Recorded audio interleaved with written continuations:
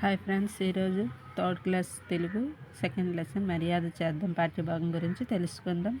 ఇతివృత్తం, హాస్యం, ప్రక్రియ, కథ. మర్యాద చేద్దాం. పూర్వం కళింగ రాజ్యంలో పరమానందయ్య అనే పండితుడు ఉండేవాడు. ఆయనకు 12 మంది శిష్యులు. వారు చాలా అమాయకులు. వయసు పెరిగిన వారికి బుద్ధి పెరగలేదు. వారు చేసే పనులు కోపంతో పాటు నవ్వు తెప్పిస్తూ ఉంటాయి. ఒకరోజు పరమానందయ్య గారు భార్యతో కలిసి గుడికి వెళ్ళారు. అదే సమయంలో పొరుగురు నుండి పేరయ్య అనే పండితుడు వచ్చాడు. వస్తూనే, ఓయ్ పరమానందం, ఒరే పరమా అంటూ కేకలు వేశాడు. ఆ కేకలు విన్న శిష్యులకు విపరీతమైన కోపం వచ్చింది. తమ గురువు గారిని ఓయ్, ఒరే అంటూ అంటాడా అనుకున్నారు. అయితే అంతే, ఆయన్ని ఇంట్లో స్తంభానికి కట్టేశారు. కొట్టడానికి కర్రల కోసం ఇద్దరు బయటికి వెళ్ళారు.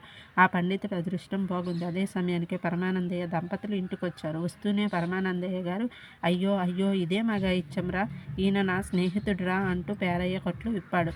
సమయానికి నువ్వు రాకపోతే చంపేసేవారు రా పరమా అంటూ పేరయ్య బావురుమన్నాడు. శిష్యులు బిక్కుముఖం వేశారు. పరమానందయ్య గారు, పాపం వీళ్ళకేమీ తెలియదు, ఒట్టు అమాయకులు, వారిని క్షమించు అన్నాడు. పేరయ్య పరమానందయ్య దంపతులను పెళ్లికి పిలిచి వెళ్ళిపోయాడు. అప్పుడు పరమానందయ్య శిష్యులను పిలిచి కోప్పడి, ఒరే, మన ఇంటికి వచ్చే అతిథులను గౌరవించి మర్యాదలు చేయాలి అని చెప్పాడు.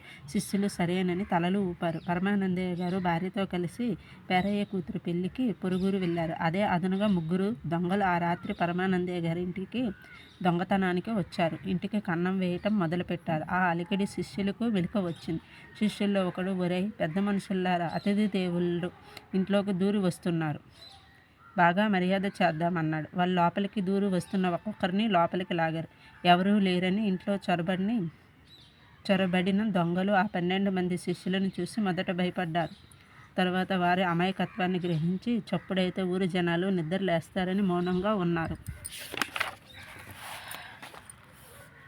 శిష్యులు గురువుగారి మాటలు గుర్తుంచుకున్నారు. అతిథులకు పూజ మొదలుపెట్టారు. ఇద్దరు పోయి బిందెలతో నీళ్లు తెచ్చి వాళ్ళ నెత్తిన కుమ్మరించారు. ఆ చలికాలపు చన్నీళ్లకు దొంగలు గజగజ వణికారు. మరో ఇద్దరు అలంకరించడానికి పసుపు, కుంకుమ, గంధం తెచ్చి పూశారు. కళ్ళ నిండా పసుపు, కుంకుమ పడి మండడంతో దొంగలు మూలగడం మొదలుపెట్టారు. శిష్యులు సాంబ్రాన్ని తెచ్చి ధూపం వేయసాగారు. ఇల్లంతా పొగలు కమ్మి కిటికీలోంచి పొగ బయటికి రావటం మొదలయ్యింది. ఆ దారిన పోతున్న రాజభట్లు గురువుగారి ఇల్లు కాలిపోతున్నదిరా అనుకుని గబగబా తలుపులు తోసుకుని లోపలికి వచ్చారు. శిష్యుల చేతిలో చిత్రహింసలు పడుతున్న వారిని దొంగలుగా తీశారు.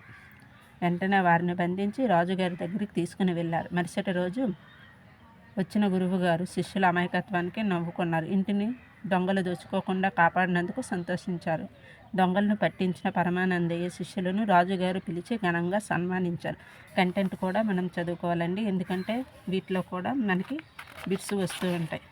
అంటే ఏ రాజ్యంలో పరమానందయ్య అనే శిష్యుడు ఉండేవాడు, పరమానందయ్య అనే పండితుడు ఉండేవాడు, అతనికి ఎంతమంది శిష్యులు ఉన్నారు, ఇలాంటివి కూడా అడుగుతుంటారు. కాబట్టి లోపల పాఠ్యాంశాన్ని కూడా మనం నేర్చుకోవాలి. ఇప్పుడు పదాలు, వాటి యొక్క అర్థాలు.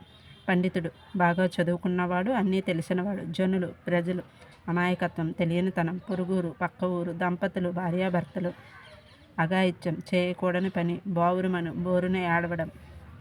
బిక్కమొహం, ఏడుపు మొహం.